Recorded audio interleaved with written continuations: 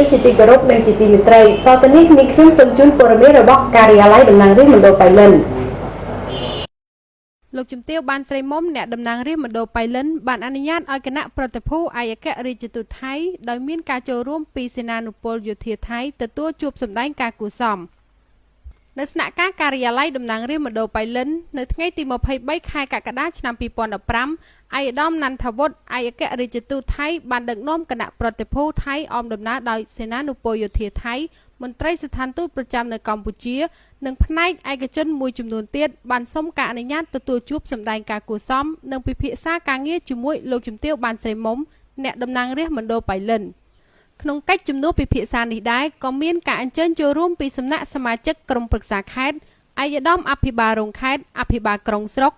និងអង្គភាពពាក់ព័ន្ធតាមច្រកទ្វារព្រំដែនផងដែរឯកឧត្តមណាត់ថាវុឌ្ឍឯកអគ្គរដ្ឋទូតថៃប្រចាំនៅកម្ពុជាបានមានប្រសាសន៍សម្ដែងនៅអំណរគុណយ៉ាងជ្រាលជ្រៅបំផុតចំពោះលោកជំទាវបានស្រីមុំអ្នកតំណាងរាស្ត្រមណ្ឌលប៉ៃលិនដែលបានផ្ដល់ឱកាសប្រកបដោយបដិសណ្ឋារកិច្ចស្វាគមន៍យ៉ាងកក់ក្ដៅដល់ដំណើរទស្សនកិច្ចនៅខេត្តប៉ៃលិនដើម្បីសង្កេតស្ថានភាពតាមផ្លូវព្រំដែនកម្ពុជាថៃជាផ្នែកនៃការអភិវឌ្ឍសេដ្ឋកិច្ចក្នុងតំបន់ព្រំដែនក៏ដូចជាទំនាក់ទំនងរវាងកម្ពុជាថៃឯកឧត្តមបន្តថាការជំនួបពិភាក្សាការងារនាពេលនេះគឺក្នុងគោលបំណងរឹតចំណងមិត្តភាពសាមគ្គីនិងកិច្ចសហប្រតិបត្តិការរវាងភាគីនៃប្រទេសទាំងពីរ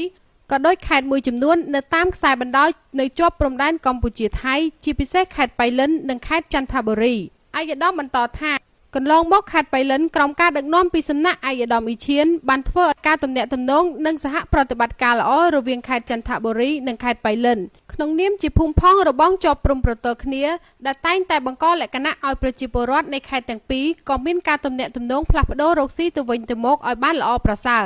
ទន្ទឹមនេះខេត្តប៉ៃលិនដែលអតីតកាលជាតំបន់សមរភូមិបច្ចុប្បន្នការអភិវឌ្ឍរីកចម្រើនគួរឲ្យកត់សម្គាល់ហើយបានពង្រឹងសាមគ្គីភាពមិត្តភាពនិងទំនាក់ទំនងល្អជាមួយថ្នាក់ដឹកនាំនិងប្រជាជនថៃបានល្អប្រសើរដោយឈលលើផលប្រយោជន៍គ្នាទៅវិញទៅមកលោកជំទាវបានស្រីមុំអ្នកតំណាងរាស្ត្រមណ្ឌលប៉ៃលិនបានមានប្រសាសន៍សម្ដែងនៅការកោតសរសើរនិងភាពកក់ក្ដៅដល់ឯកឧត្តមឯកអគ្គរដ្ឋទូតថៃនិងគណៈប្រតិភូទាំងអស់តែងតែបានសហការល្អក្នុងន័យសាមគ្គីភាពមិត្តភាពដោយឈលលើផលប្រយោជន៍ប្រជាជនជាធំក្នុងការជំនួបនេះអង្គប្រជុំក៏បានលើកយកបញ្ហាប្រឈមមួយចំនួនរួមមានសុំការបើកច្រកតំបន់អូឡាក់ចំណុចសង្កាត់បរិយាខាក្រុងប៉ៃលិនបញ្ហាធ្វើស្ពានឆ្លងកាត់ព្រំដែនដែលមានលក្ខណៈទ្រុឌទ្រោមបញ្ហាធ្វើលិខិតឆ្លងដែនជួយសម្រួលរាល់ការធ្វើដំណើររបស់ពលករខ្មែរចេញចូលធ្វើការនៅតាមព្រំដែននិងបញ្ហាការដឹកដំណាំកសិផលរបស់ប្រជាកសិករជាដើមលោកជំទាវក៏បានសូមឲ្យកិច្ចសហប្រតិបត្តិការនេះបន្តជារៀងរហូតដើម្បីបង្កភាពងាយស្រួលដល់ប្រជាជនយើងទាំងពីរក្នុងការទំនាក់ទំនងគ្នាជាពិសេសការរៀបចំសណ្ដាប់ធ្នាប់ឲ្យល្អប្រសើរឡើងសូមឲ្យសមត្ថកិច្ចគ្រប់ផ្នែករបស់ថៃត្រូវធានាសុវត្ថិភាពគ្រប់យ៉ាងជូនពលករកម្ពុជាទាំងអស់ដែលកំពុងបម្រើការងារនៅក្នុងប្រទេសថៃឲ្យប្រកបការងារនិងការរស់នៅទទួលបាននូវផលប្រយោជន៍សមស្របទៅតាមទំហំការងារជាការឆ្លើយតបឯកឧត្តមណាត់ថាវុឌ្ឍឯកអគ្គរដ្ឋទូតថៃបានមានប្រសាសន៍បញ្ជាក់អំពីជំហររបស់ខ្លួនក្នុងនាមភាគីថៃនិងបន្តខិតខំប្រឹងប្រែងជួយដោះស្រាយទៅតាមសំណុំពរដែលបានលើកឡើងក្នុងពេលនេះហើយក៏បានបញ្ជាក់ពីជំហររបស់រាជរដ្ឋាភិបាលថៃនៅការកិត្តគូពីសុវត្ថិភាពរបស់ពលករកម្ពុជាដែលកំពុងធ្វើការងារនៅក្នុងទឹកដីថៃជានិច្ចបូករួមទាំងការបង្កលក្ខណៈងាយស្រួលរាល់ការបំពេញបែបបទផ្សេងៗជូនដល់ពលករខ្មែរដែលស្នាក់នៅរកស៊ីក្នុងទឹកដីថៃ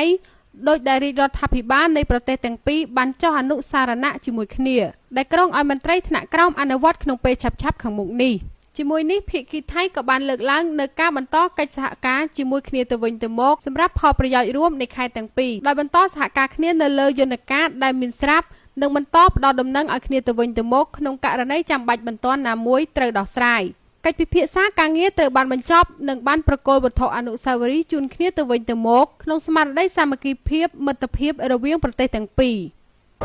សូមថ្លែងអំណរគុណចំពោះការតាមដានទស្សនាព័ត៌មានរបស់ការិយាល័យតំណាងរាស្ត្រមណ្ឌលប៉ៃលិនសូមអរគុណសូមគោរពលា